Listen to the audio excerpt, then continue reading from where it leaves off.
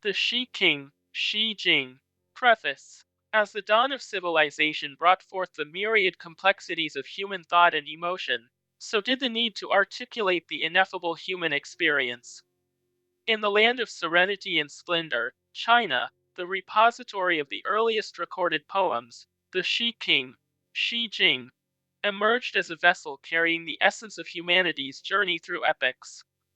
The Shi-King, also known as the Book of Songs or Classic of Poetry, remains a cornerstone of Chinese literary tradition, providing insights into the philosophical, social, and cultural tapestry of ancient China. This venerable anthology, compiled around the 6th to 11th centuries BCE, comprises over 300 poems and songs that echo the voices of commoners, nobility, and scholars alike.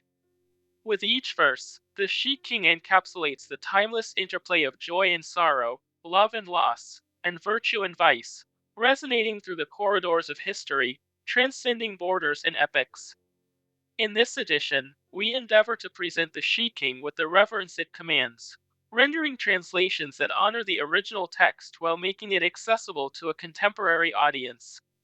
We journey through its myriad landscapes, exploring themes that continue to shape our shared human narrative, and appreciating the harmonious symphony of rhythm, rhyme, and resonance that defines this masterpiece.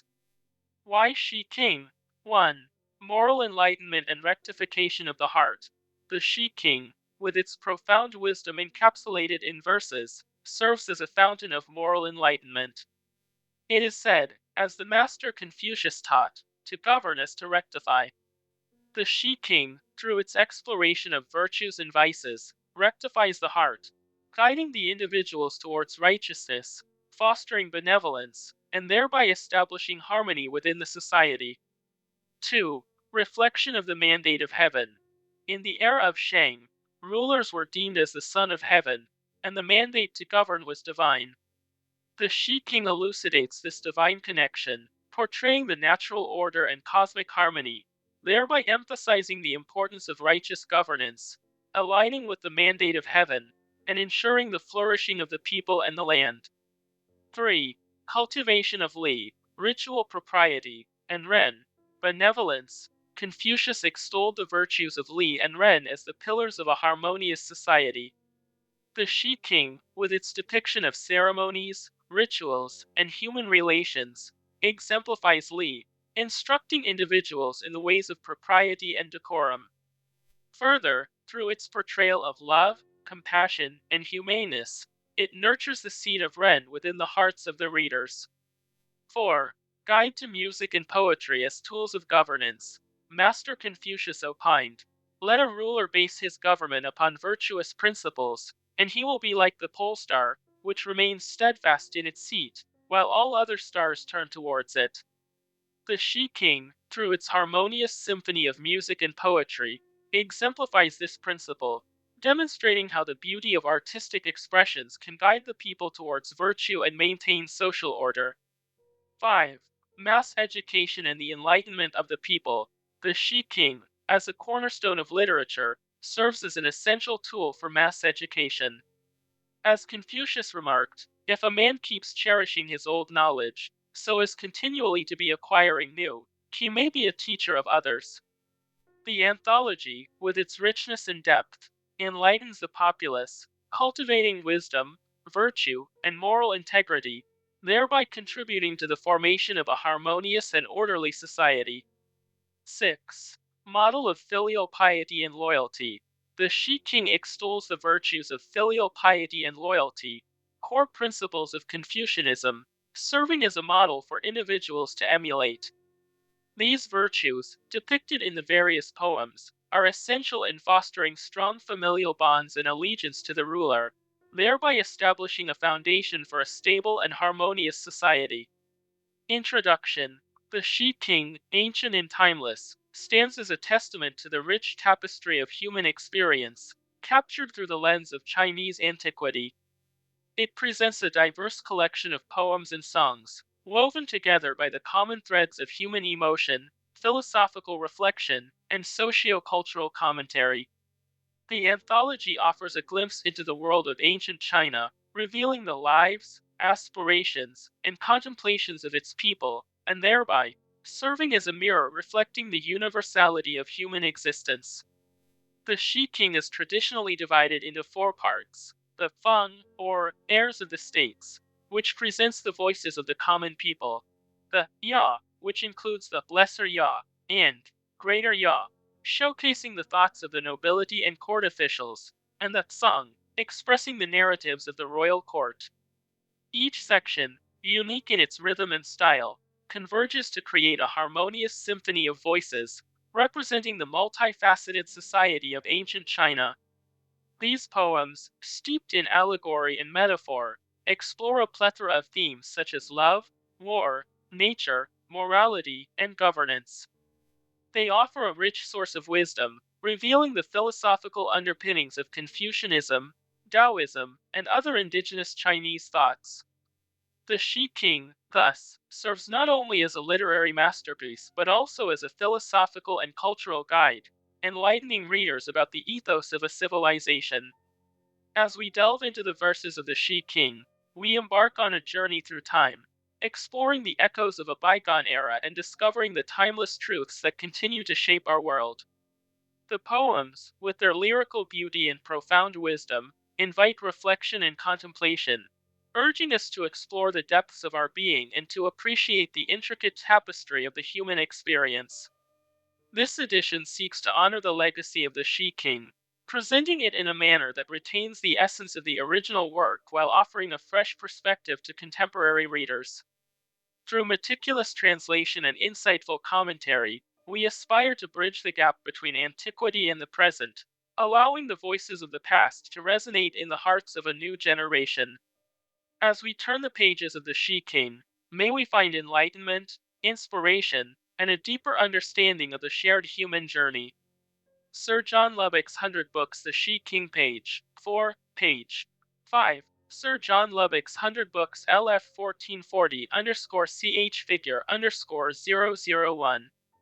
JPG The Shi-King, the old poetry classic of the Chinese, a close metrical translation, with annotations by William Jennings, M.A. Vicar of Beaton, Burke's late colonial chaplain, incumbent of St. John's Cathedral, Hong Kong, London, and New York. George Routledge and Sons Limited, page 6. If Chinese scholars would bring the ancient literature near to us, if they would show us something in it that really concerns us, something that is not merely old but eternally young, Chinese studies would soon take their place in public estimation by the side of Indo-European, Babylonian, and Egyptian scholarship. There is no reason why China should remain so strange, so far removed from our common interests. Professor Max Muller, in 19th Century for May, 1891. I dedicate this book to my wife. Yin Wu Shijing Shangsong, open tortoise shell bracket Xian Qin, close tortoise shell bracket. Ta Bai Yin Wu, Fen Fa Jing Chu, ideographic period Shen Ru Chi Zu. Pu Jing Ji Lu, ideographic period Yu Jie Chi Suo. Tang Sun Ji Shu, ideographic period. Y Nu Jing Chu, Zhu Guo Nian Sheng, ideographic period Shi Yu Sheng Tang. Zi Bai Di Cheng. Mo Gan Bu Lai Shang. Mo Gan Bu Lai Wang, ideographic period Yu Sheng Shi Cheng, ideographic period. Tian Ming Duo Pai. Shito Yu Yu Ji Ji, ideographic period Sui Shi Lai Pai.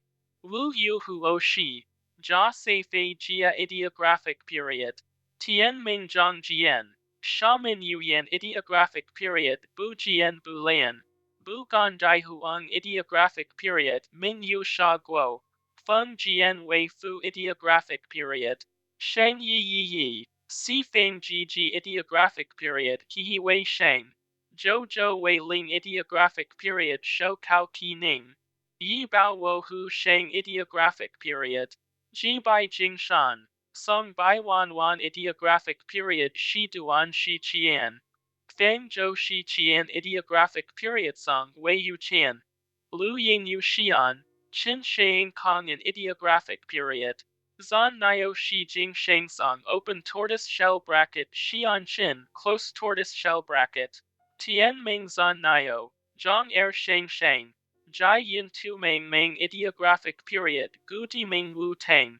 Zheng Yu Bai Si Fang Ideographic Period, Fang Ming Wei Hu, Yan Yu Ju Yu Ideographic Period Shang Ji Xian Hu, Shou Ming Bu Dai, Zai Wu Ding Sun Z Ideographic Period Wu Ding Sun Z, Wu Wang Mi Bu Shang Ideographic Period, Long Qi Shi Shang, Da Shi Shi Shang Ideographic Period Bang Ji Qian Li, Y Min Suo Ji, Zhao Yu Bai Si Hai Ideographic Period, Si Hai Lai Jia, Lai Jia Qi Qi Ideographic Period Jing Yuan Wai Hei Ideographic Period Yin Shou Ming Xian Yi, Bai Lu Shi Hei Ideographic Period. Page 7. Introduction to the Shi-King. By the translator.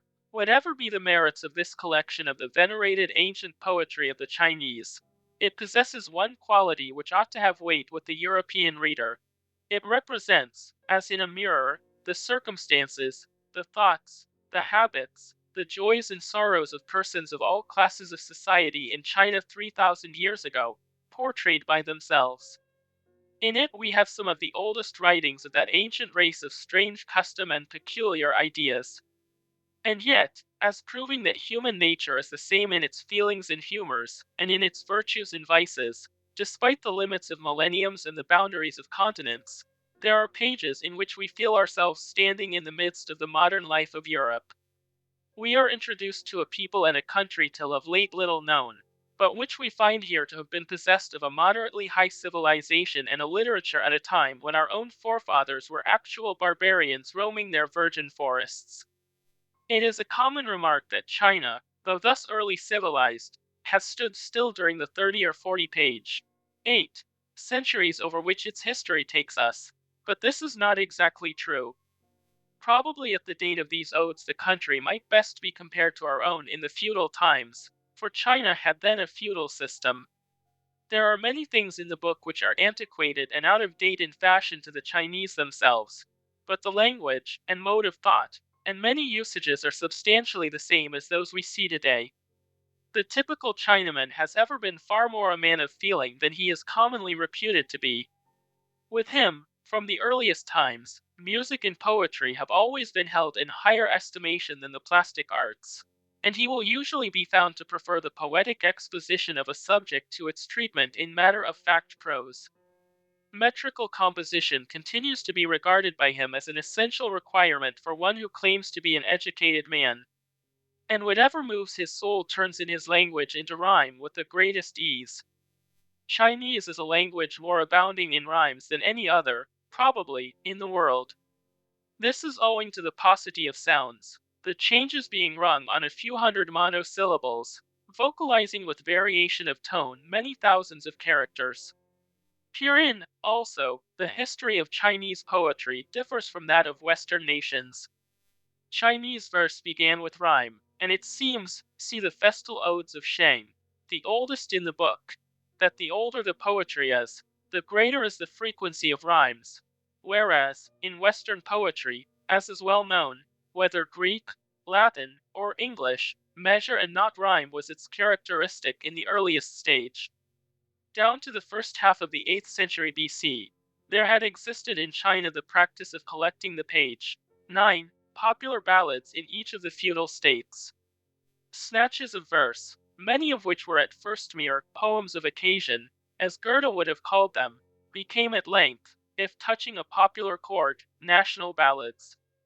These collections were, from time to time, communicated to the government upon its requisition, the avowed object of the ruler being to keep his finger upon the pulse of the nation, for it was recognized even then that national ballads are a power in a country, and show, moreover, how a state is being governed.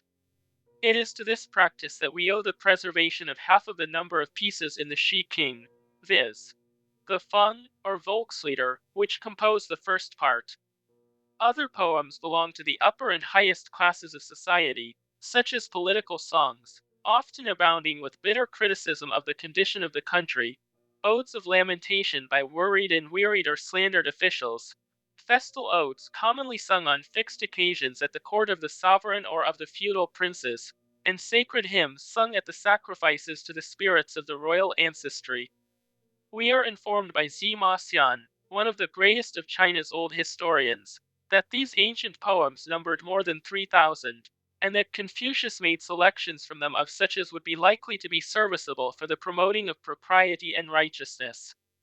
This was done about the year 483 BC. The collection, as it left the sage's hand, consisted of 311 pieces, of which 6 have been lost, as indicated in Part 2.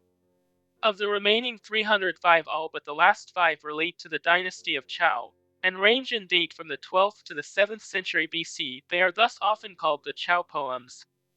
The last 5, page 10, though placed last, belong to a remoter date, viz. to the time of the preceding dynasty of Shang, BC 1766 to 1122. Thus the Shi-King claims an antiquity as high as, or even higher than, that of the Hebrew Psalms, and somewhat like that of the Hindu Rig Veda.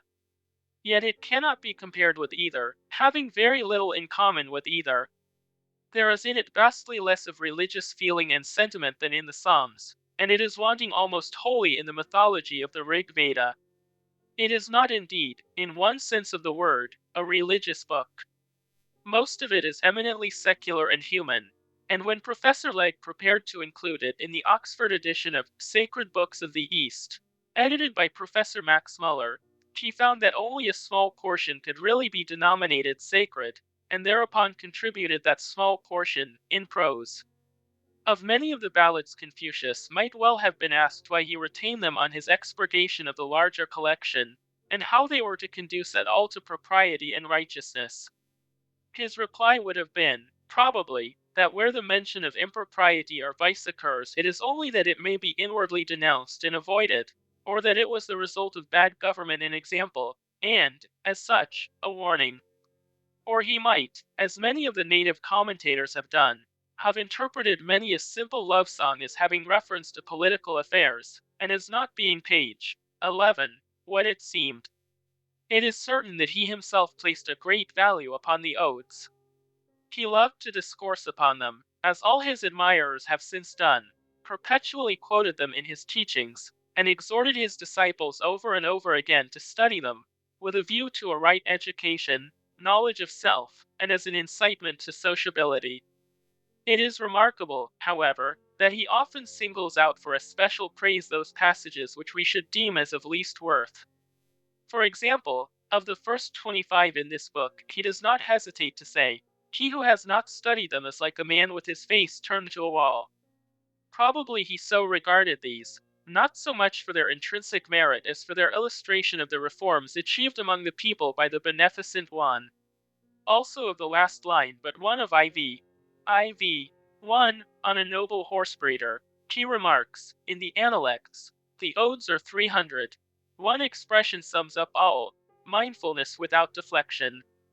It will be seen, by referring to the piece, and observing the corresponding lines in the other stanzas, how completely he disregarded the connection of these words. It is in the longer pieces, particularly of parts 3 and IV, that we meet with something approaching to what we should call religious thought, and it is there that we find frequently recurring the name of God, Ti. The supreme God, Shang Ti, and heaven, Tian, regarded always as a personal being, and as the maker and governor of men. Page 12. So many treatises on the wide subject of the religion of the Chinese have been written, that it is unnecessary to repeat much of the information here. Suffice it to make the following remarks.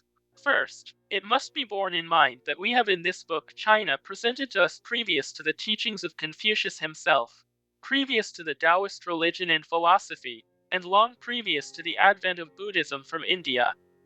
We find belief in a supreme God, invisible and incomprehensible, dwelling in the far extending heaven, whose eye yet searches and scans clearly the world below.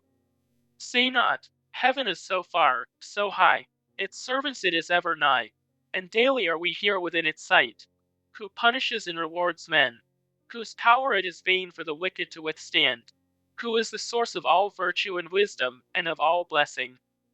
By him kings rule, and dynasties rise and fall. In his special oversight are those lesser rulers of men, who are on that account called sons of heaven. The knowledge of his will is learned from the order of nature, especially, however, through the conscience of the people. In one poem, indeed, 7, he is represented as speaking, thrice, as if in person, to King Wan, a statement which has sorely exercised the minds of the later native expositors. The spirits of good rulers like Wan and his successors are represented as having at death page 13 gone into heaven, and as being still actively concerned in the welfare of the kingdom below. They are now assessors of God, and meet to be linked with heaven in worship. They have great influence over the destiny of their descendants. From this we infer a general belief in the personal continued existence of the human soul after death, which belief prevails even now in the great mass of the Chinese people. Although in this book there is no mention of retribution for evil in a future state, only temporal punishment, while the good are blessed and held in honored remembrance on earth. From the same belief arose also the worship of ancestors by prayers, praises, and offerings at certain times, and of other spirits, spirits of heroes, of the father of agriculture, the father of war, and others, originally, doubtless, men. But from some of the poems we learn that there was moreover a belief, on the part of high and low, in tutelary spirits, spirits of earth, and air, and sky, some presiding over mountains, streams, roads, and particular places and objects, some watching over the actions and secret life of men. 3. 2. And some in the heavenly bodies and constellations. It will be seen also that divination was practiced, by the lines on scorched tortoise shells, by straws or milfoil, or by handfuls of grain, and that there were augurs and interpreters of dreams attached to courts. Mention is frequently made of temples, but these were in every case halls for ancestor worship. There were no temples built for the worship of God, or for the propitiation of any spirits other than those of men, for men had been accustomed to dwell in houses.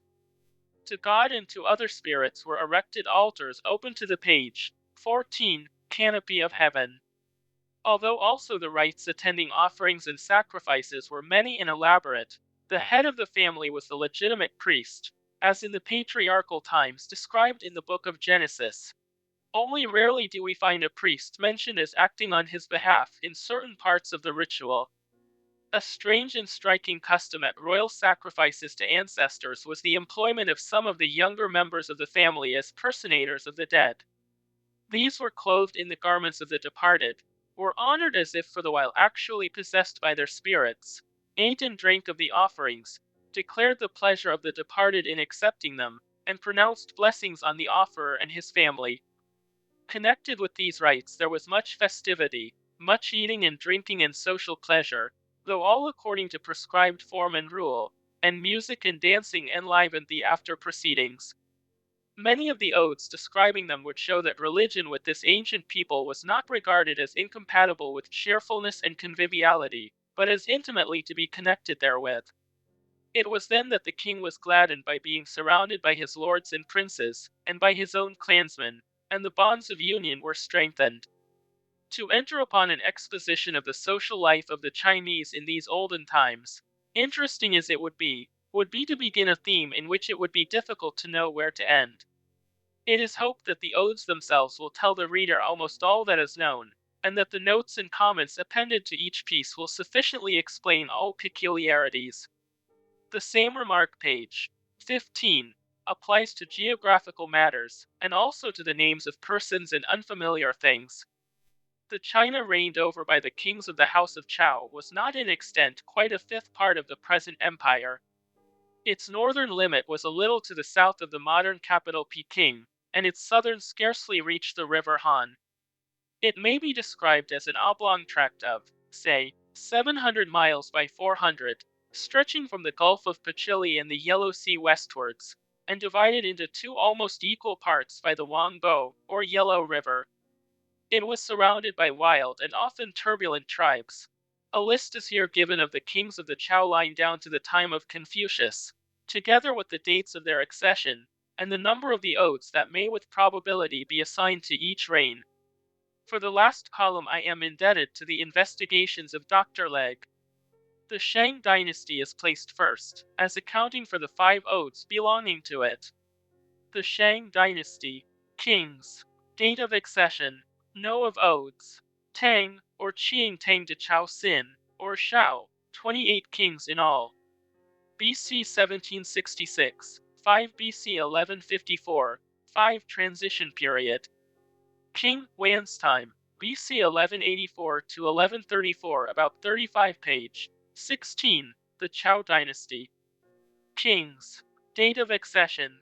Know of Odes. Wu BC 1122 8 or 9 Qing BC 1115 60 Kong BC 1078 Chao BC 1052 Ma BC 1001 Kong BC 946 I BC 934 5 Hiao BC 909 I BC 894 16 Li BC 878 16 Swan BC 827-25 U BC 781-42 Ping BC 770 67 Wan BC 719 67 Quang BC 696-15 Hai BC 681-5 Wei BC 676-12 Siang BC 651-13 Qiang BC 618 Kawang BC 612 Ting BC 606-2 Kim BC 585 Ling BC 571 Confucius, born in 21st year of this reign. A short account should be given here of the rise of the Chao dynasty, which will throw light on a great part of the Shi-King. Chao Sin, the last of the Shang kings, although a man of powerful mind and great shrewdness, was yet ferociously cruel, and utterly unprincipled and licentious. The story of his reign, related in the Book of History, page 17, and in the comments on it, is almost too horrible to repeat. One of the princes, Shang, called the Chief of the West, afterwards known and honored by the title of King Wan, hearing of some of this tyrant's enormities, spoke of them with regret to one of the ministers, who reported the conversation to the king, whereupon Wan, for so let us now call him, was thrown into prison for a year. After his release, however, the king, at his request, abolished the cruel punishments which he had instituted, and appointed Wan to be his minister of war. In the 32nd year of his reign, the king was admonished by one of his ministers for his bad government, but he paid no heed, and the minister left him. A second expostulated with him, and was imprisoned. A third admonished him still more sharply, whereon the king, angry at the interference, remarked, I have heard that the heart of a sage has 7 cavities. You consider yourself a sage. He then ordered the minister's execution, and that his heart should be torn out for his inspection. Upon this and similar horrible proceedings, one of the feudal princes, Wu, the son and successor of Wan, who by dint of just and prudent administration had raised his principality to a state of great power and prosperity, was incited to call a conference of the princes of the various states. It was agreed to punish the king, and the agreement was confirmed by a solemn oath to heaven. Wu marched against him at the head of an armed force on the plains of Ma, c. 2, and though the king had raised an army of 70,000 men to resist him, they proved traitorous to him, and after some fighting opened the way for Wu's forces. The king, page 18, finding himself betrayed, fled to his palace, arrayed himself in his best robes and jewels, set fire to the building, and so perished. His son Wu Kong was taken prisoner, but gently treated by the conqueror, and afterwards associated with 2 of his brothers in the government of part of the kingdom. Wu's entrance into the capital was glorious, and his noble yet friendly appearance captivated the people. He sent away all the women of the palace to their homes, but put to death the king's paramour Han Qi, who had urged him on in his iniquities. After some time, not of his own seeking, but by the unanimous desire of the feudal princes and people, he was made king, and became the founder of the dynasty of Chao, which lasted 874 years, viz. from BC 1122 to 248, during which period 35 kings and emperors reigned, a period unequaled for length, and perhaps for importance, in the history of the many dynasties of China. The new royal family was a very noble one, and traced itself back to a remote antiquity, c. 3, 3, E, 1, and 3, E, 6. And to this day Wan, and his two sons Wu and the famous Chao Kang or Duke of Chao, are regarded as sages, and as men of renown both in letters and arms. The last named was regent for 4 years in place of his young nephew Shi-Jing, and was the author of the Book of Rites, or Rules of Etiquette, which are observed throughout the empire at this day. He is the reputed author also of several of these poems. A word must be added on the structure of the poetry. It has already been noticed that these old odes and ballads abound in rhymes. Very frequently 3 occur in a stanza of 4 lines, viz. In the first, second, and page 19. Last. Sometimes we have quatrains proper, the first and third lines rhyming together, and the second and fourth. But in stanzas of more than 4 lines the rhymings are not at all regular. Towards the end of the book we find several pieces in blank verse, of lines also of varying length, while in the Odes of Shang there are 2 poems in which long stanzas contain a rhyme in every line.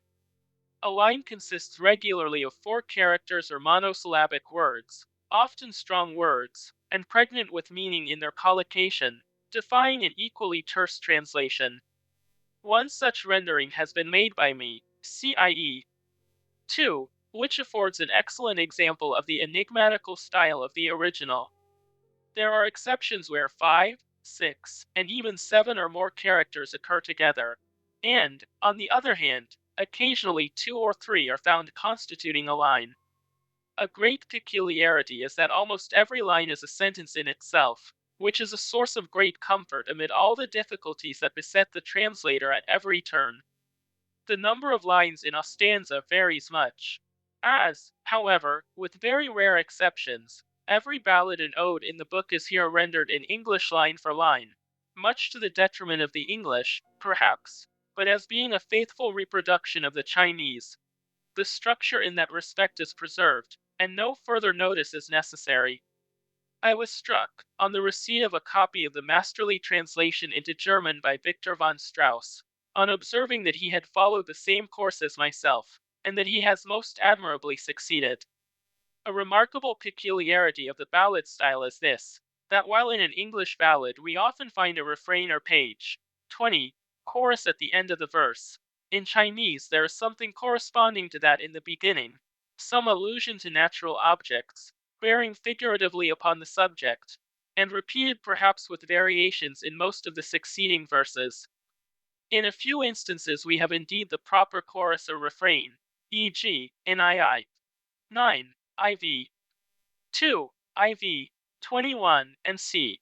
In many of these ballads also it will be observed that the whole subject is expressed in the first verse, and that all that follows is merely a playing with the same words or a slight variation from them, with a transposition of them for the sake of rhyme. See a good example in IE 7.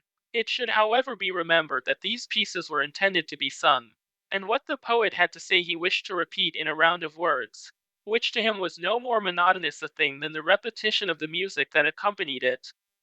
A specimen is subjoined of a stanza in the ancient and modern characters, with the Cantonese pronunciation without tones, the Cantonese dialect being said to be nearest to the ancient pronunciation, and the English equivalents.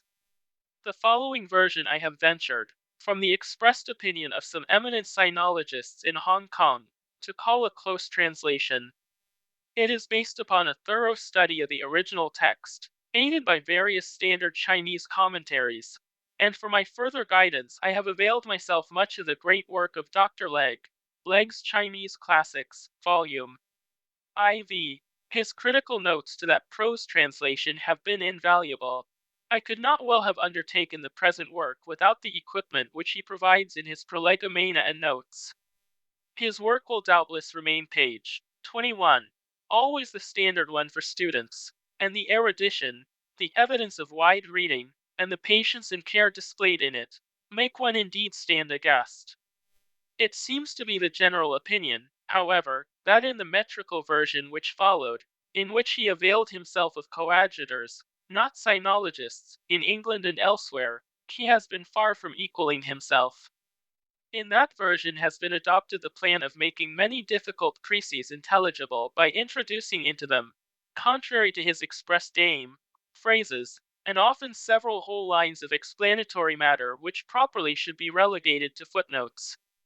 It is amusing to find a reviewer of this poetic version inferring from it in one place, Shi. 1. A philosophy of clothes. No ritualist, says this reviewer, could attach more importance to the strings of a tippet or the lining of a robe than do the poets of the Shi, in support of which he quotes from page 173. When thus you slight the laws of dress, you'll heed no laws at all.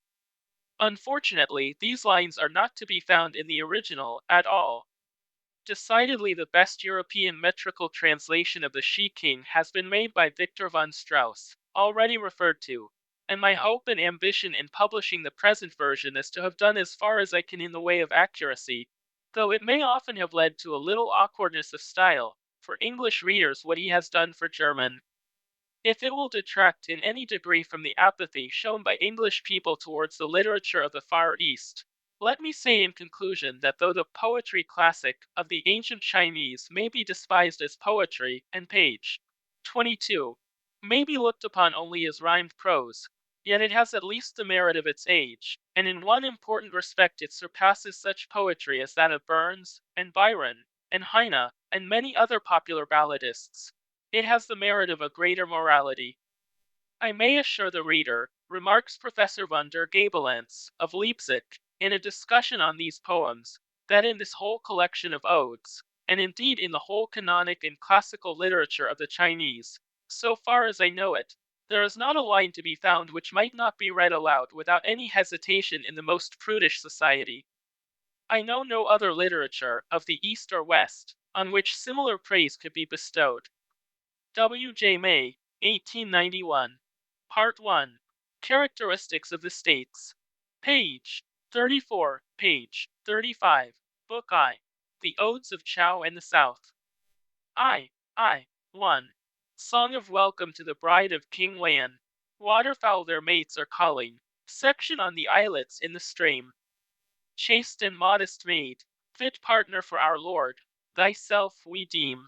Page 36. Water lilies, long or short ones, seek them left and seek them right.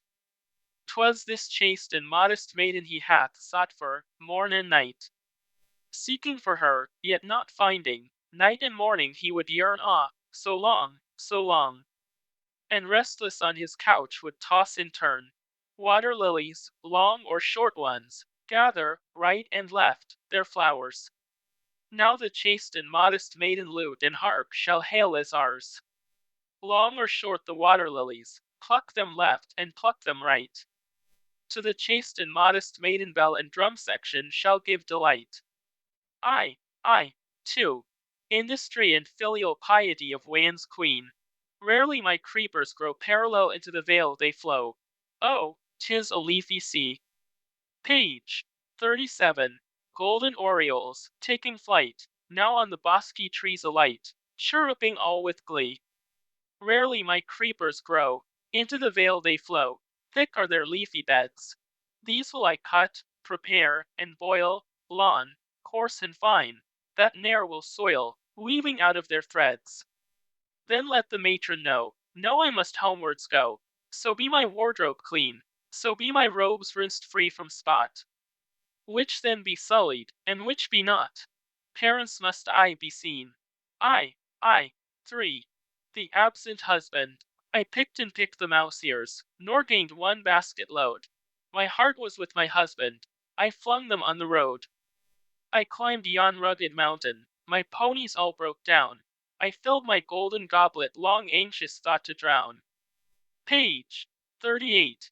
I climbed yon lofty ridges, with my ponies black and bay. I filled for me my horn cup, long torture to allay. I climbed yon craggy uplands, my steeds grew weak and ill. My footmen were exhausted, and here I sorrow still. I. 4. The creepers. In the south the trees bend low, creepers creeping o'er them. Happy with her lord is she, fortune is behind, before them. In the south the trees bend low, creepers wild caress them. Happy with her lord is she, fortune followeth to bless them. In the south the trees bend low, creepers winding round them. Happy with her lord is she, fortune following hath crowned them. Page 39. II. 5. The locusts. How do the locusts crowd, a fluttering throng? May thy descendants be thus vast, thus strong. How do the locusts' wings in motion sound? May thy descendants show, like them, no bound. How do the locusts all together cluster? May thy descendants too in such wise muster. I. 6. Bridal song, general. Ho! Graceful little peach tree, brightly thy blossoms bloom. Go, maiden, to thy husband, adorn his hall, his room. Page 40. Ho, graceful little peach tree, thy fruit abundant fall. Go, maiden, to thy husband, adorn his room, his hall. Ho, graceful little peach tree, with foliage far and wide. Go, maiden, to thy husband, his household well to guide. I. 7. The stalwart rabbit catcher.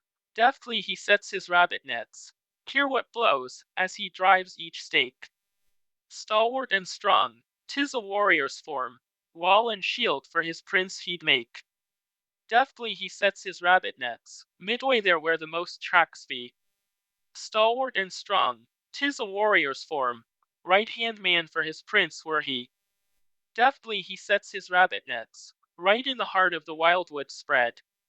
Stalwart and strong, 'tis a warrior's form, such were a prince's heart and head. Page 41. 8. Song of the Plantain Gatherers. To gather the plantain, to gather it in, we go. To gather the plantain, see now we begin, yo-ho. We gather the plantain, oh, this is the way 'tis clipped. We gather the plantain, and so are the seeds all stripped. We've gathered the plantain, oh, now in our skirts 'tis placed. We've gathered the plantain, now bundled, see, round each waist. 9. The unapproachable maidens. In the south are stately poplars, vainly there we rest for shade. By the Han maids wander freely, vainly their love's quest is made. Oh, the Han's great breadth divides us, baffling to the diver's craft. Oh, the Kiang's great length divides us, baffling to the toiling raft. Page 42. Some are piling high their firewood, oh, to cut away each thorn. Others leaving to be married, oh, to give their steeds their corn.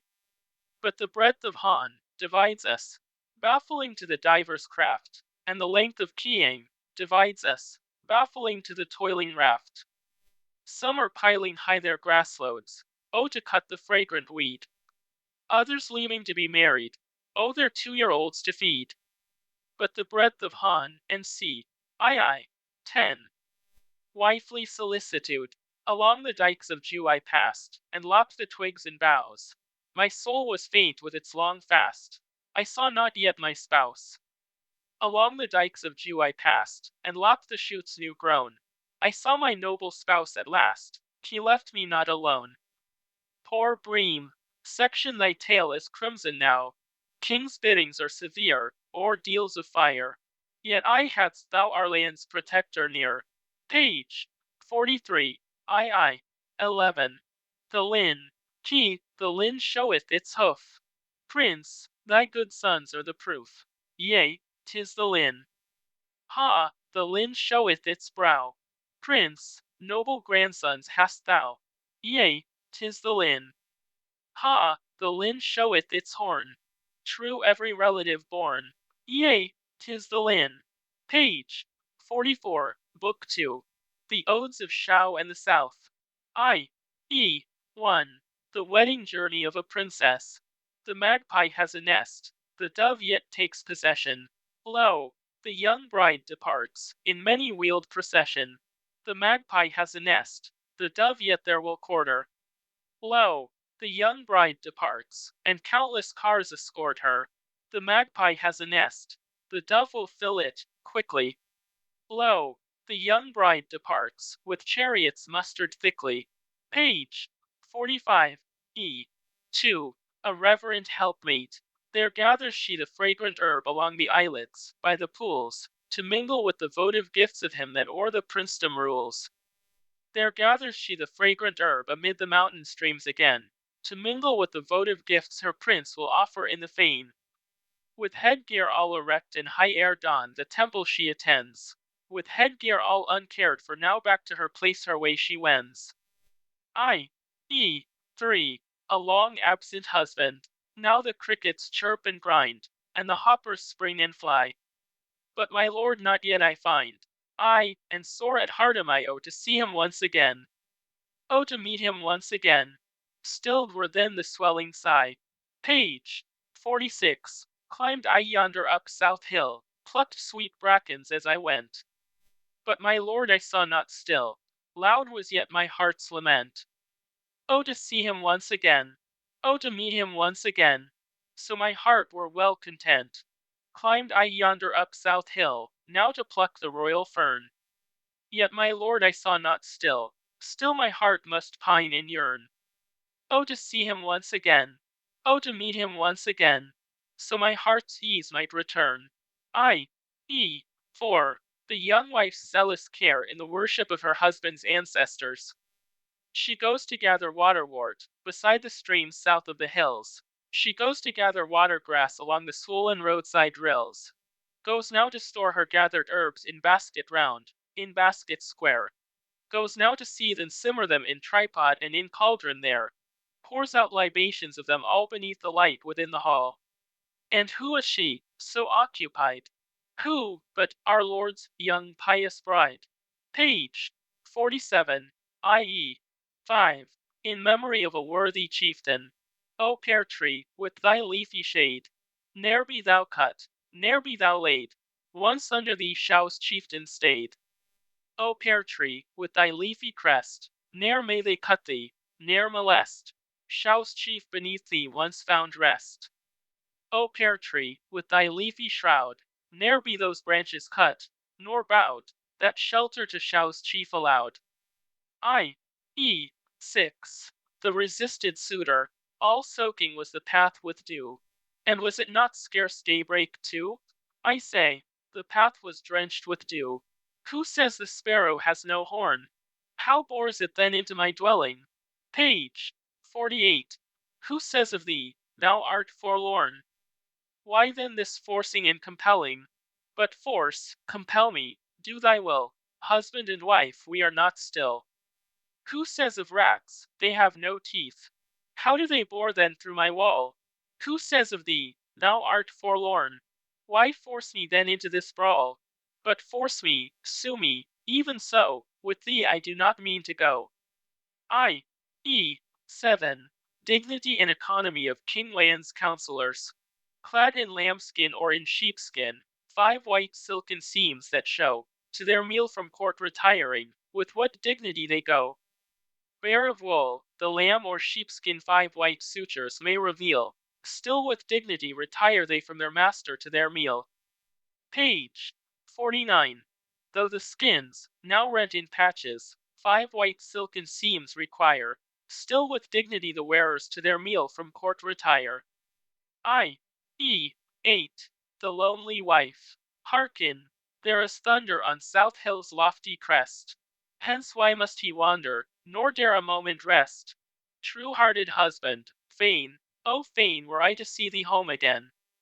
Hearken, now the thunder rolls lower on South Hill.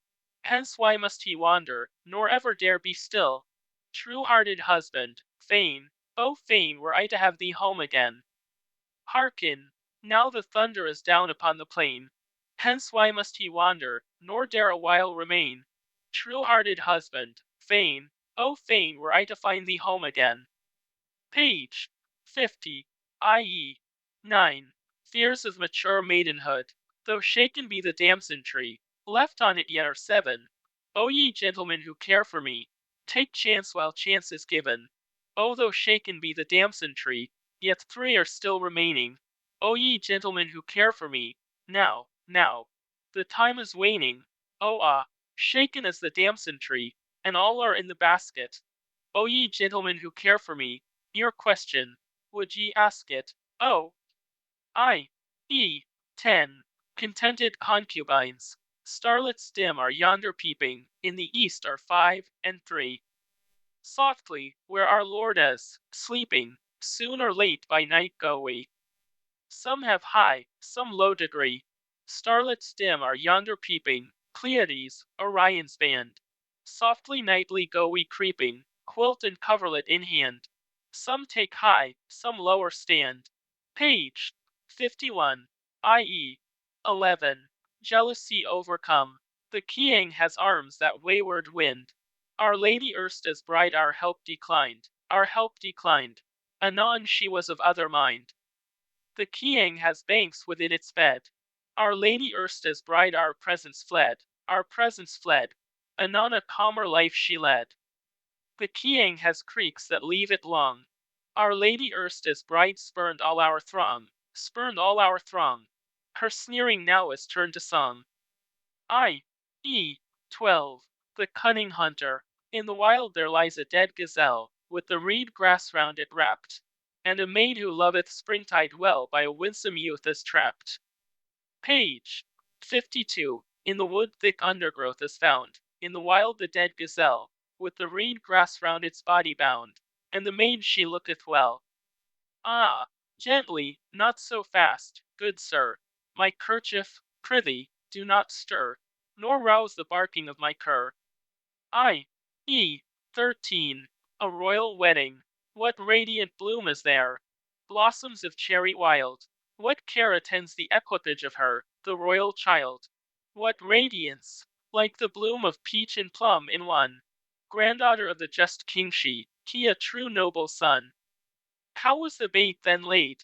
'Twas trimmed with silken twine.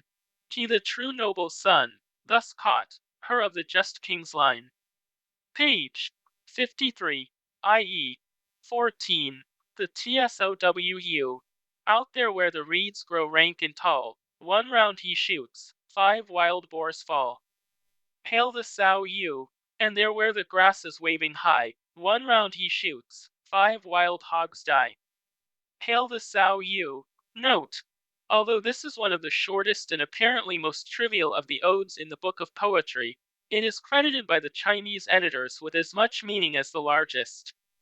It is regarded, like so many more, as illustrating the extent of the Reformation brought about by King Wan.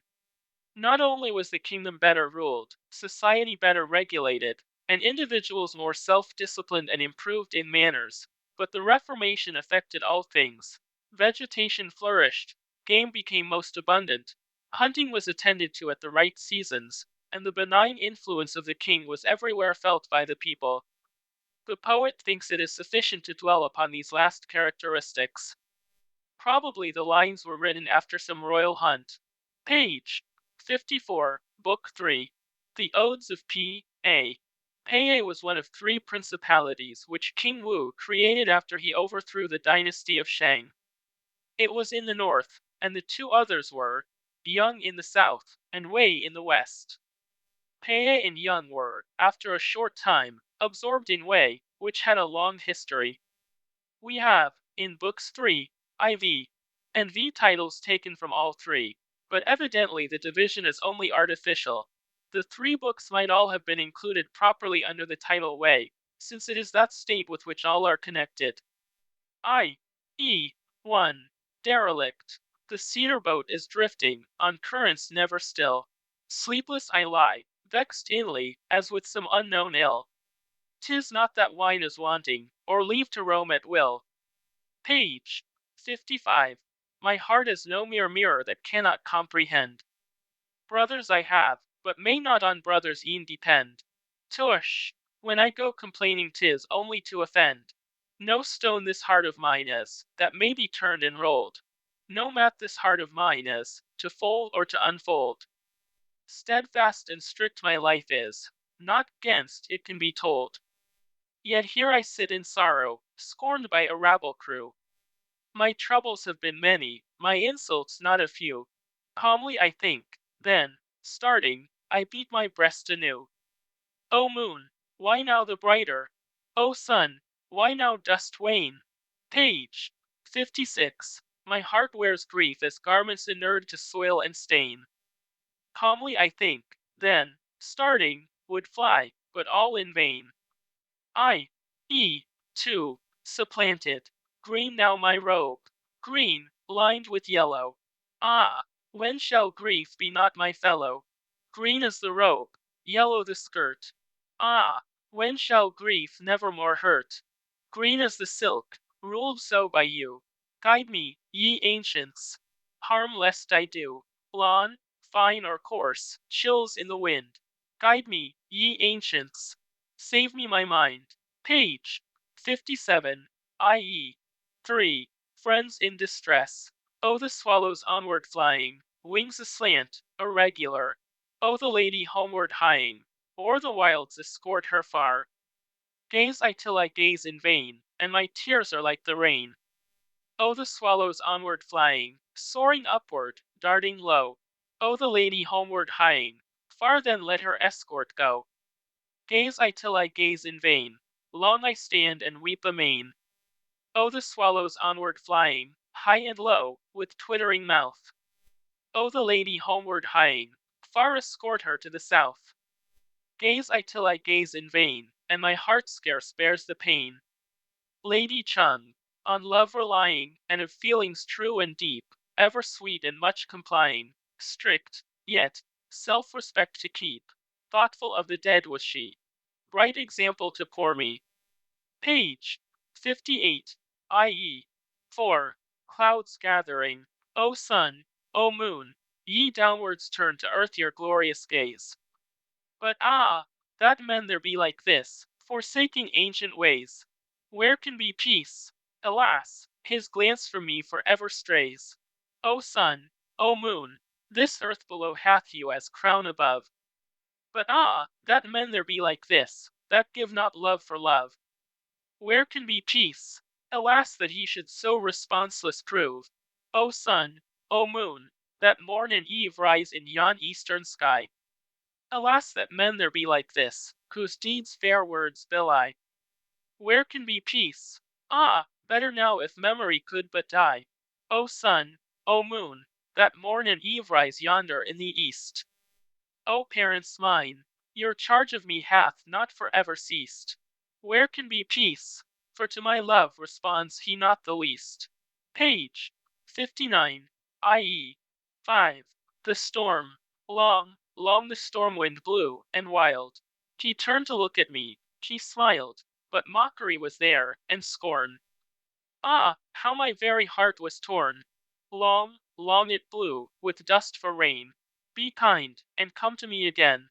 He came not, neither went his way, and long in pensive thought I lay. On still it blew, with storm clouds black. Scarce light there was, so dense the pack. Wakeful I lay, nor closed mine eyes. An anxious thought brought fitful sighs. Black and more black yet grew the gloom. Then came loud thunder, boom on boom. Awake I lay, all sleep was fled, and anxious thought my fever fed. I, 6. The soldier sighs for wife and home. When the beating of drums was heard around, how we sprang to our weapons with leap and bound. But the fields must have some, and the walls of so, we alone to the south must a marching go. So we followed our leader's son Zai-chung, and a peace there was made with Shin and Sung. Page 60. But of homeward march is no sign as yet, and our hearts are heavy, and pine and fret. Ah, here we are lingering, here we stay, and our steeds go wandering far astray. In quest of them all must needs be made away in the depths of the woodland shade. But, though far to be severed in death or life, we are bound by the pledge each gave to his wife. And we vowed, as we stood then hand in hand, by each other in life's last years to stand. Alas, now wide is the gulf between, and life to us now as a blank, I ween. And, alas, for the plighted troth, so vain, untrue to our words we must aye remain. 7. The discontented mother. From the south the gladdening breezes blow on the heart of that bush of thorn, and the inmost leaves in it gaily grow. But the mother with care is worn.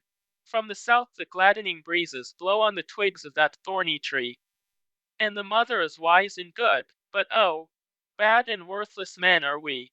Page 61. From the spring, 'neath the walls of Soon there runs a cool and refreshing rill. But the mother, though hers be 7 sons, unrelieved here toils on still.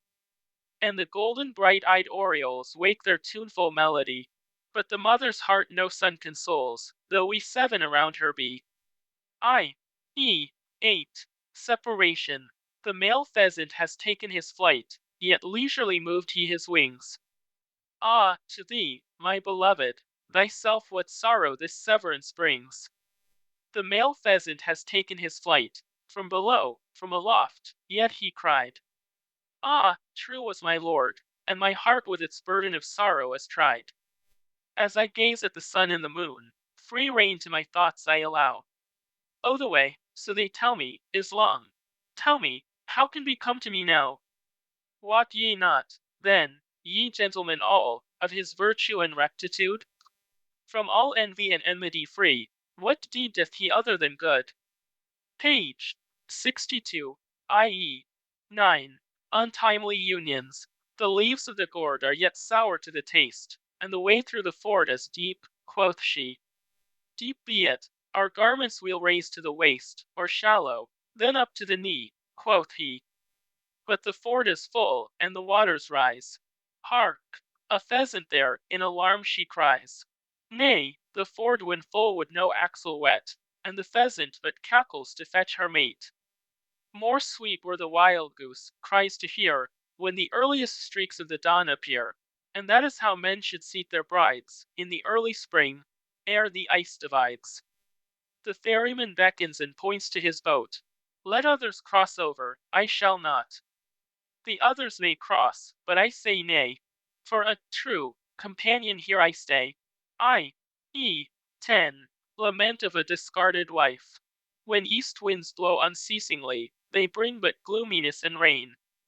Strive, strive to live unitedly, and every angry thought restrain. Page 63. Some plants we gather for their leaves, but leave the roots untouched beneath. So, while unsullied was my name, I should have lived with you till death. With slow, slow step I took the road, my inmost heart rebelling sore. You came not far with me indeed, you only saw me to the door. Who calls the lettuce bitter fair? The cress is not a whit more sweet. I feast there with your new-found bride, well pleased, as when fond brothers meet. The way, made turbid by the king, grows limpid by the islets there.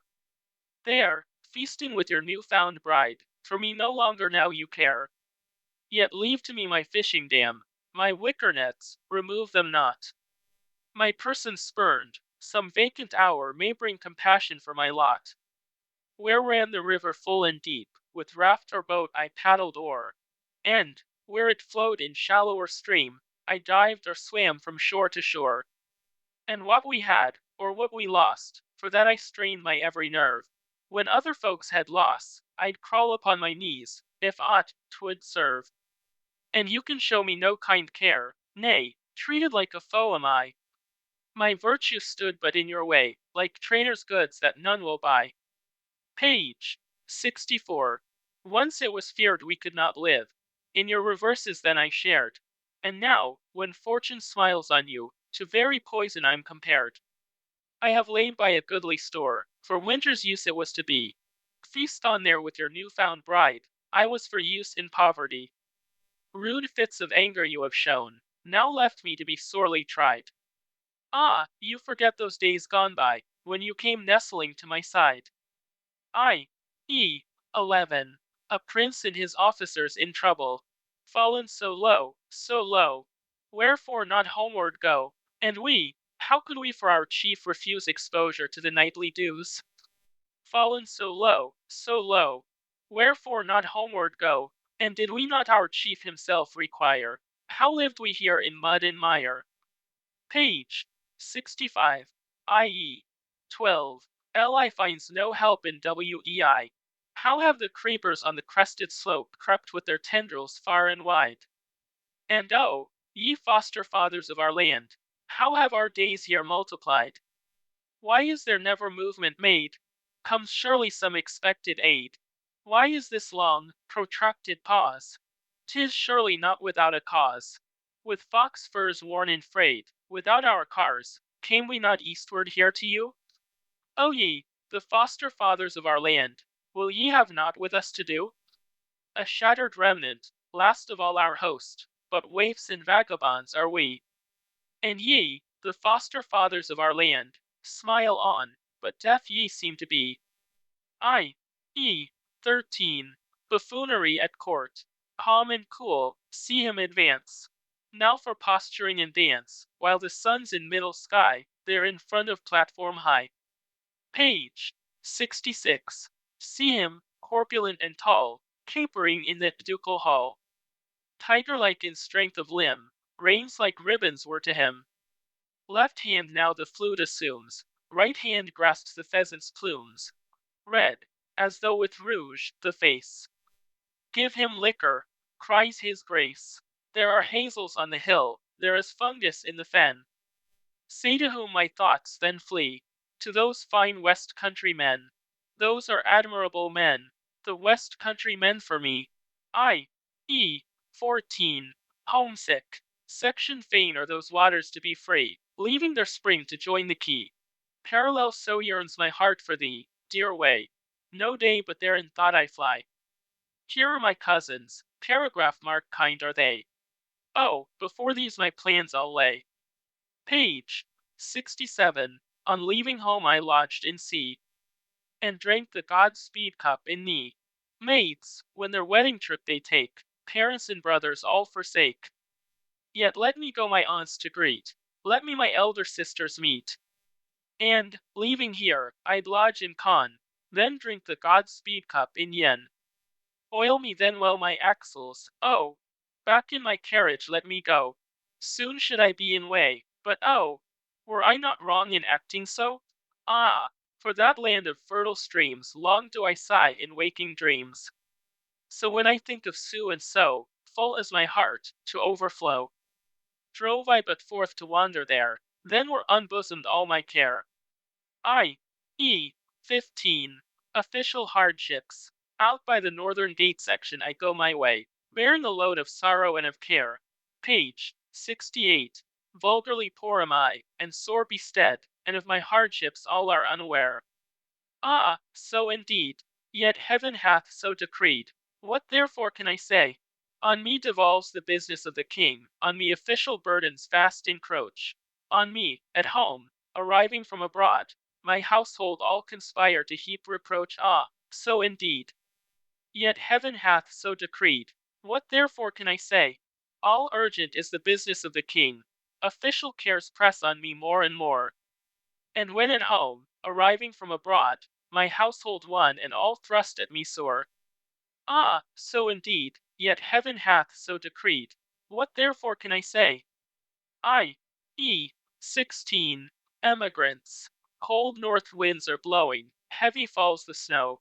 Friend, thy hand, if thou art friendly, forth together let us go. Long, too long, we loiter here, times are too severe. Page 69. How the north wind whistles, driving snow and sleet. Friend, thy hand, if thou art friendly, let us, thou and I, retreat. Long, too long, we loiter here, times are too severe. Nothing red but foxes, nothing black but crows. Friend, thy hand, if thou art friendly, come with me, my wagon goes. Long, too long, we loiter here, times are too severe. I. E. 17. A regular love-making. A modest maiden, passing fair to see, waits at the corner of the wall for me. I love her, yet I have no interview. I scratch my head, I know not what to do. The modest maid, how winsome was she then, the day she gave me her vermilion pen. Vermilion pen was never yet so bright, the maid's own loveliness is my delight. Now from the pasture lands she sends a shoot of couch grass fair, and rare it is, to boot. Yet thou, my plant, when beauties I compare, art but the fair one's gift, and not the fair. Page 70, i.e. 18. The new tower, past the new tower, so spick and span, the whole majestic rolled. There she who sought a gallant mate found one deformed and old. 'Neath the new tower's high battlements the hoe ran smooth and still. She sought a gallant mate, and lo, a shapeless imbecile. The net was ready for a fish, a goose there came instead. And she who sought a gallant mate must with this hunchback wed. I. E. 19. The two sons. 2 youths there were, each took his boat, that floated, mirrored in the stream. And oh the fear for those 2 youths, and oh the anxiety extreme. Page 71. 2 youths they were, each took his boat, and floated on the stream away. And oh the fear for those 2 youths, if harmed, yet innocent were they. Page 72. Book IV. The Odes of Young. IV. 1. The faithful widow. There let it rock, the boat of you, midway upon the hoe. One with the twin front locks, I knew. My rightful mate, and all life through I vow none else to know. My mother, kind as heaven section is she, yet oh, she little knows of me. There let it rock, that boat of you, now by the river's brim. One with the twin front locks I knew, one only, and I vow to do till death no wrong parallel to him. My mother, kind as heaven is she, yet oh, she little knows of me. Page 73. IV. 2. Vile doings at court. On the wall when the thorn crop clambers, no brushing will break its hold. And the tales of my lady's chambers are such as may ne'er be told. What might be told would the vilest scenes unfold? On the wall where the thorn crop clambers, it cannot be banished well. On the tales of my lady's chambers one may not minutely dwell. On all to dwell were a weary tale to tell. On the wall when the thorn crop clambers, who'll bind and bear it away? And the tales of my lady's chambers who'll venture to sing or say? To sing or say the whole, were a shameful lay. Page 74. IV. 3. Faint praise. A ruler's wife, to the end of life. See her the queenly head dress wear, 6 jeweled pins within the hair. What elegance, what grace is there, the grace of nature's hills and streams. And oh, the figured robe her form beseems. Yet, with her morals all amiss, what make we of the like of this? How rich and rare is her festal robe, like pheasant's plumes. And like a cloud her black hair looms. False locks she scorns, nor e'er assumes. Of precious stones her earplugs are. A comb of ivory binds her hair. Her lofty forehead, oh so white and fair. Ah so, celestial, sure, is she. Ah so, then oh, the deity. How brilliantly her robes of ceremony shine, worn o'er the crape and lawn so fine, while for her warmth the whole combine. Arched are her brows, and bright her eyes, and broad and full her temples nobly rise. Ha! Clearly such a one may stand, for beauty, foremost in the land. Page 75. IV. 4. Promiscuous love-making. When I go to pluck the dodder, fields and lanes of May among, guess you where my thoughts there wander? To the fair, the eldest Qiang. Tryst she gave me at Sang-chung. Section was to meet me at Shang-kung, and would see me to Qi-shang. When I go a gathering wheat ears, north of May's the place for me. Guess you where my thoughts there wander? To the fair, the eldest Yi. Tryst she gave me at Sang-chung, was to meet me at Shang-kung, and would see me to Qi-shang. When I go to crop the shallots, east of May I lounge along. Guess you where my thoughts there wander? To the fair, the eldest young. Tryst she gave me at Sang-chung, was to meet me at Shang-kung, and would see me to Qi-shang. Page 76. IV. 5. Family confusion. Quails consort and fly with quails. Jays will only join with jays. I must own his elder brother one who takes to wanton ways. Jay will only have his jay. Quail goes with his consort quail. One who takes to wanton courses I must as my lady, hail. IV. 6. The diligent ruler. When Ting had reached its highest point, then, gone he built Su's palace walls. The sun he took for compass true. Section then. Gone he built Sue's palace halls, planted the hazel then, and chestnut tree, dryandras, hardwoods, and the varnish tree, anon to cut for lutes parallel, for minstrelsy.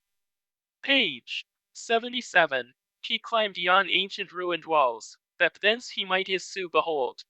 There lay before him Sue and Tang, high hills and eminences bold. Descended then and viewed the mulberry ground, asked of the oracle, good omens found, and in the end with true success was crowned. Then when the genial rains had fallen, he bid his groom, while yet 'twas night and stars were shining, drive him forth, and in the mulberry lands alight. And yet indeed his people were not all section that for his watchful diligence would call. 3,000 mares he reared, and stallions tall. IV 7. Reforms in love and marriage.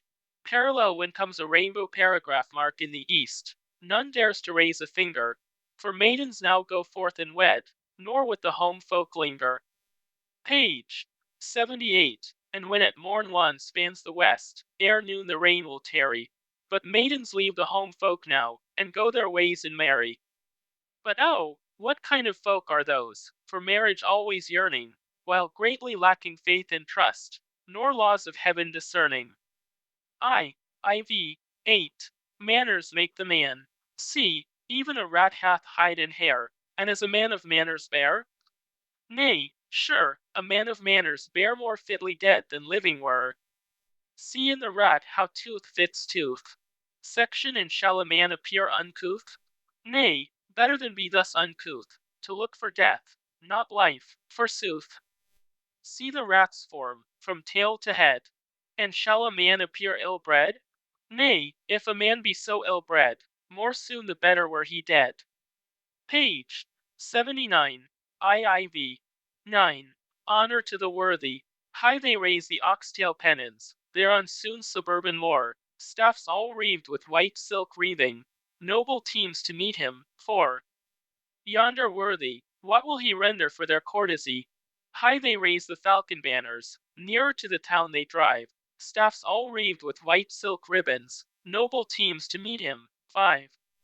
Yonder worthy, what shall he give them for their courtesy? High they raise the feathered streamers, now upon the walls to fix, staffs all wreathed with white silk bandlets, now the noble teams are 6. Yonder worthy, how shall he answer to their courtesy? IV 10. Thwarted. Oh, forth would I gallop and homeward fly to cheer in his trouble my lord of way. Page 80. And urging my steeds the livelong day so city would reach without delay. But an officer hies o'er stream and plain, and I, to my sorrow, must needs remain. My pleasure, it seems, is not your own. My hopes of return ye have overthrown. Yet, though it is plain ye disapprove, the thoughts of my heart no power can move. My pleasure is not your own, it seems, and now can I not recross the streams. Yet, though ye approve not, as 'tis plain, the thoughts of my heart can none restrain.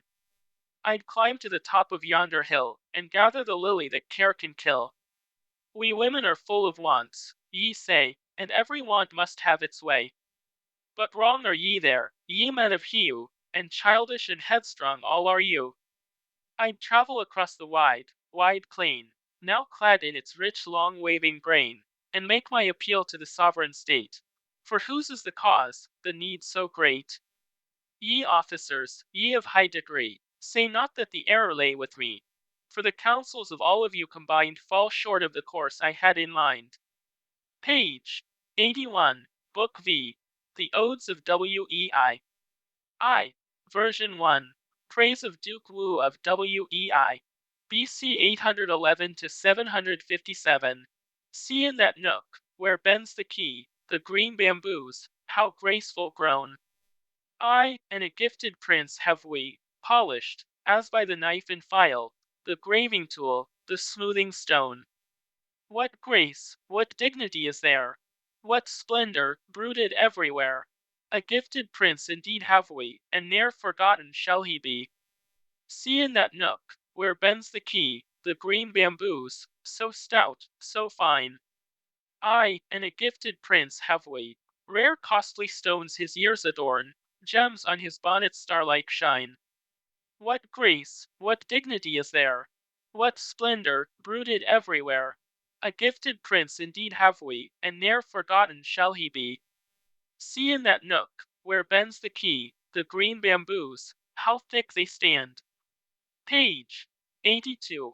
I and a gifted prince have we.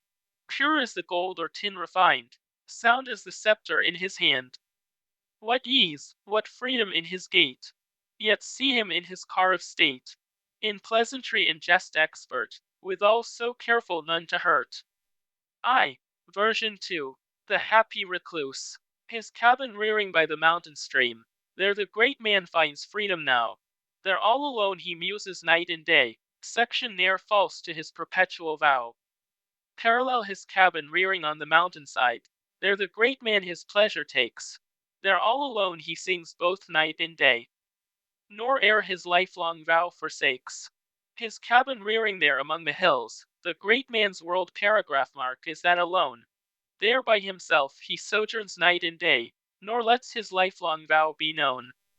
Page 83. I version 8. An epithalamium. Stately her person, tall and fair, clad in her robes embroidered and plain.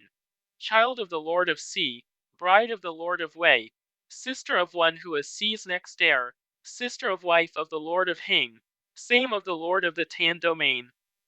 Fingers, as softest buds that grow, skin, as an unguent, firm and white, neck, as the tree worm's breed, teeth, as the gourd's white seed, mantis front, and the silk moth brow, dimples playing in witching smile, beautiful eyes, so dark, so bright.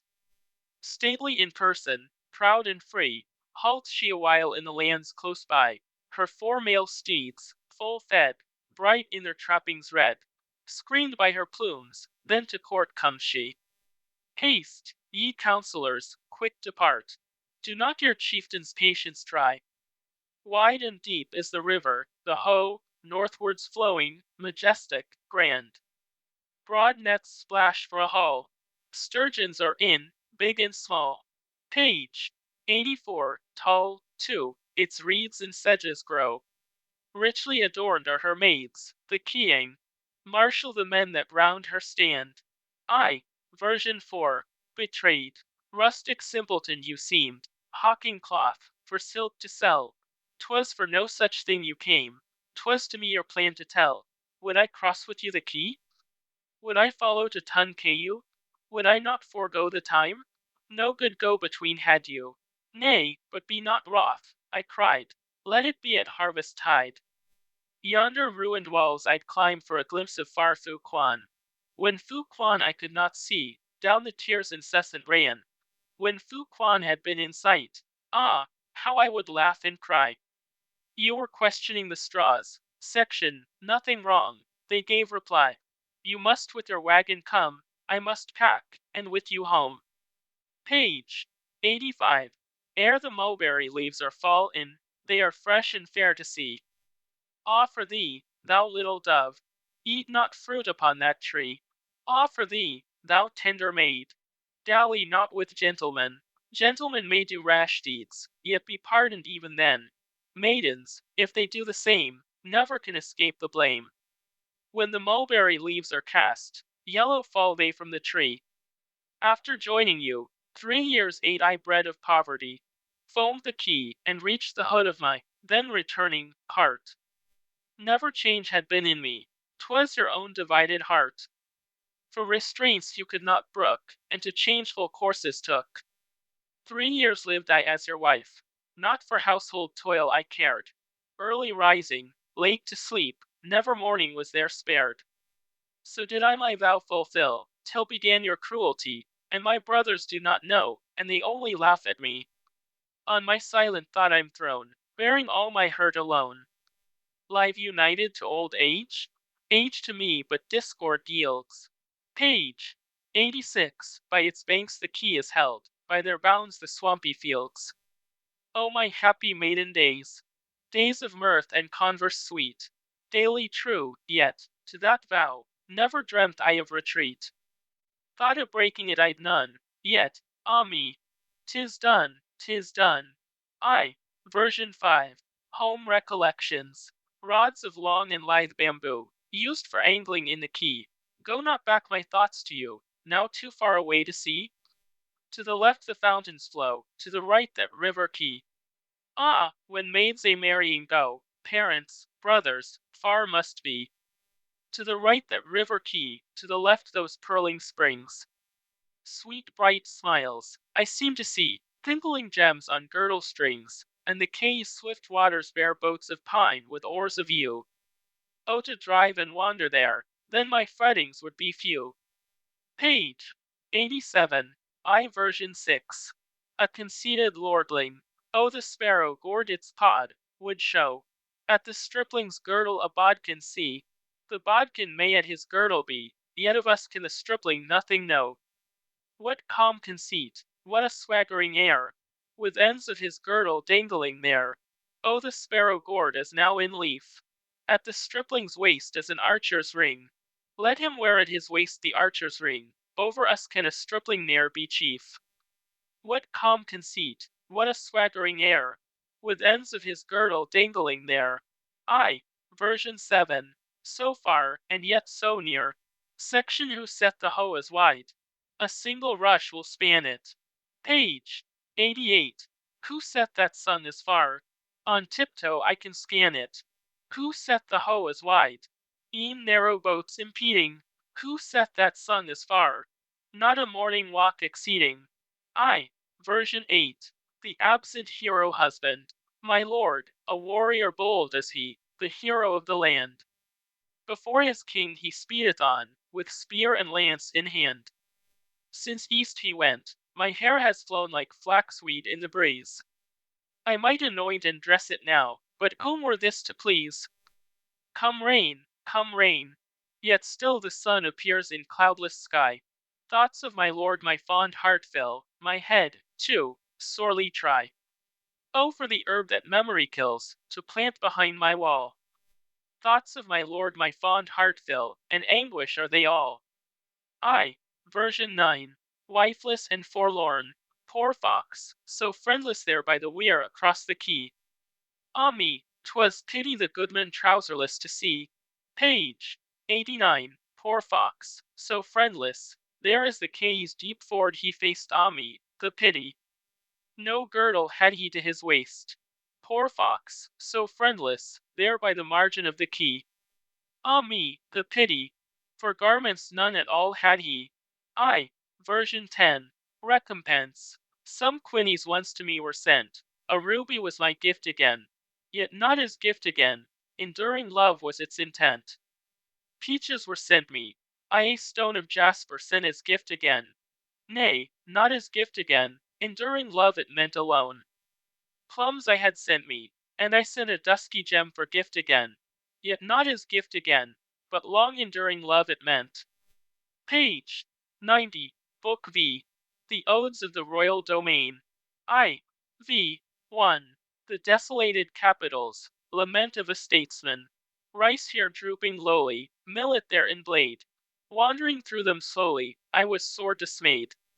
Said the folks who knew me, I with sorrow fought. Folks who did not know me asked if aught I sought. Powers of azure heaven's abyss. Who, alas, was cause of this? Page 91. Rice here drooping lowly, millet there in ear. Wandering through them slowly, drunk I might appear.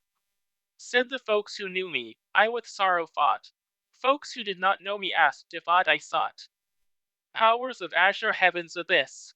Who, alas, was cause of this? Rice here drooping lowly, millet there in grain. Still I wandered slowly, as in stifling pain. Said the folks who knew me, I with sorrow fought. Folks who did not know me asked me what I sought. Powers of azure heaven's abyss.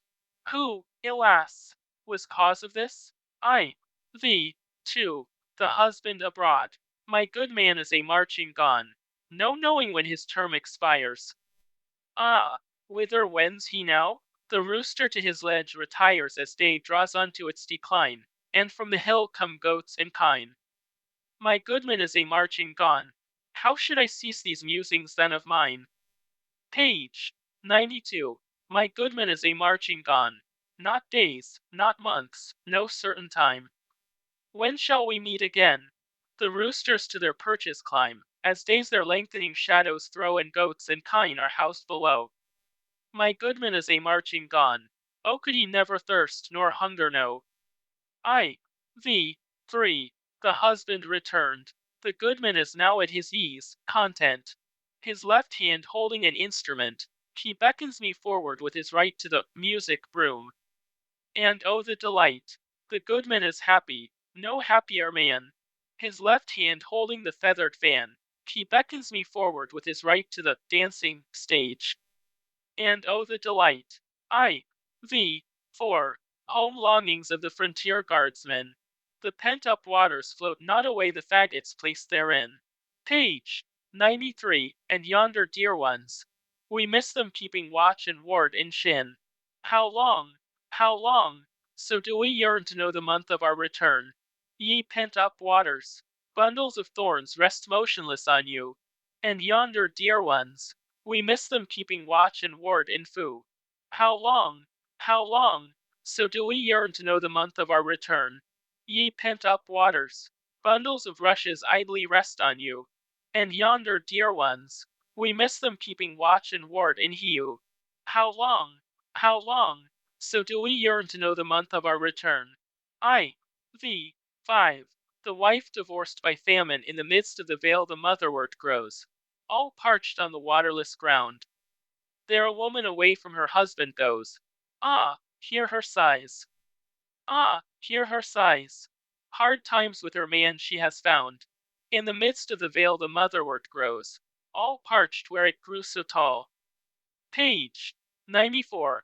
There a woman away from her husband goes, with long, loud moans, with long, loud moans. Upon her his misfortunes fall. In the midst of the vale the motherwort grows, all parched in the spots once wet. There a woman away from her husband goes, tears rolling down, tears rolling down. And, alas, what awaits her yet? I. V. 6. A wearied statesman. Wily were the hares, pheasants came to net. In my early days cares I never met, while my later life meets with all these ills. Welcome were that sleep that all trouble kills. Wily were the hares, pheasants took the bait. In my early days calm was every state. Page 95. On my later life come these 100 woes. Welcome were that sleep that no waking knows. Wily were the hares, pheasants were decoyed. All my early days lived I unemployed. On my later life fall these 100 cares. Welcome were that sleep that the senses spares. I. V. 7. The emigrant. There intertwine the creepers fine beside the hoe luxuriantly. Through life I roam far from my home, and call a stranger father, and call a stranger father, yet none will turn to look on me. There intertwine the creepers fine, and the hoe's banks they overrun. Through life I roam far from my home, and call a stranger mother, and call a stranger mother, yet none will take me for a son. Page 96. There intertwine the creepers fine, and o'er the hoe's steep bank they crawl. Through life I roam, far from my home, and call a stranger brother, and call a stranger brother, yet none will listen to my call. I. V. 8. Absence makes the heart grow fonder. Ha! There he crops the creepers, see. One only day, with him away, is I 3 months to me. Ha! There he crops the fragrant grass. Be he away one only day, 3 autumns seem to pass. Ha! There the mugwort now he clears. One only day, with him away, is I to me 3 years. I. V. 9. Why she came not. His grand carriage, hark, how it is rumbling. The furred robes, green emblazoned, section are there. Are my thoughts, then, to thee never turning? But I fear him, and nothing must dare. Page 97. Slowly, ponderously moves his grand carriage. His furred robes is with garnets bedight. Are my thoughts, then, to thee never turning? Fear of him makes me halt in my flight. Though in life we have separate dwellings, yet in death in one grave may we lie. Call me faithless, yet still am I faithful. while the sun yonder shines in the sky. IV. 10. The loitering lovers. Amid the hemp along the hill, they see must there be loitering still. They see must there be loitering still. Would he but come, my heart with joy to thrill. Along the hill amid the wheat, they quo is there, why lag his feet? They quo is there, why lag his feet? Would he but come to me and sit and eat? Where on the hill the plum trees grow, my swains are loitering, why so slow? My swains are loitering, why so slow? And each has girdle trinkets to bestow. Page 98, Book 7. The Odes of Shi-Jing. IV. 1. Devotion of the people to Duke Wu of Shi-Jing. Oh, the jet black robes, how becoming they are! And when these are outworn, we will others prepare. And where lodgeth our prince we'll attend, and, returning, a feast to him send. Oh, the jet black robes, they are goodly and grand. And when these are outworn, we'll have others in hand. And where lodgeth our prince we'll attend, and, returning, a feast to him send. Oh, the jet black robes, how his figure they grace! And when these are outworn, shall be more in their place. And where lodgeth our prince we'll attend, and, returning, a feast to him send. Page 99, IV. 2. Master Shang. Master Shang would better please, came he not with sudden bounds trespassing within our grounds, broke he not our willow trees. Not that much I care for these, 'tis my parents that I fear. Shang is doubtless very dear, what yet would the parents say? That I also have to fear. Master Shang would better please, came he not with sudden sprawl climbing o'er our garden wall, broke he not our mulberry trees. Not that much I care for these, 'tis my brothers that I fear. Shang is doubtless very dear, what yet would my brothers say? That I also have to fear. Master Shang would better please, if still nearer came he not, bounding o'er the garden plot, broke he not our sandal trees. Not that much I care for these, 'tis the people's talk I fear. Shang is doubtless very dear, what yet would the people say? That I also have to fear. Page 100, IV. 3. A dashing, popular young hunter. When Shu goes to the meet, there's ne'er a man left in the street. Nay, scarce may that be true, yet none there is like Shu, in grace and manliness complete. When Shu goes to the chase, no feasting is there in the place. Nay, scarce may that be true, yet none there is like Shu, for right good fellowship and grace. When Shu goes to the plains, no horsemen are there in the lanes. Nay, scarce may that be true, yet never one like Shu for grace and dash indeed remains. IV. 4. The same. Away goeth Shu to the plains. He is mounted and off with his team, and like ribbons to him are the reins, and his off steeds dancers would seem.